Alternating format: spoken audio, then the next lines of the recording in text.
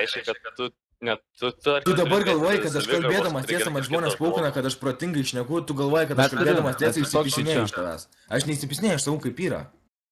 Bet tu, ta prasme, tu ne tai, kad pasakytum, kad gal Ne, aš tiesiog kovoju už tiesiog įsipisinėjai. savo teisės, karočią. Ne, aš neįsipisinėjau, aš kovoju už savo teisės. Mes yra tik čia, banditas. Aš ateinu, karočią, ir pasakau, kad aš nenoriu dalyvauti veikloje, nes man yra asmeninės priežastys, dėl ko negalėsiu dalyvauti. Bet pradžioje nebūtina buvo įsipisinėti. Ar aš įsipisinėjau? Aš tik paklausiu, kokia veikla, ką darysim, karočią. Tu man pasakai, kad bendra veikla, aš parašiau, kad aš nenoriu dalyvauti. Tu man dabar grėsini, kad čia išmetimas.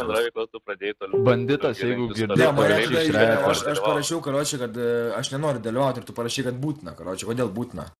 Nes tai yra bendra veikla, visa firma. Nu tai viskas, ta prasme, aš dabar prisijungi, tau kažkas nepatinka, tu mane išmeti iš darbo, aš nueinu formą, tu parašau pavyzdį.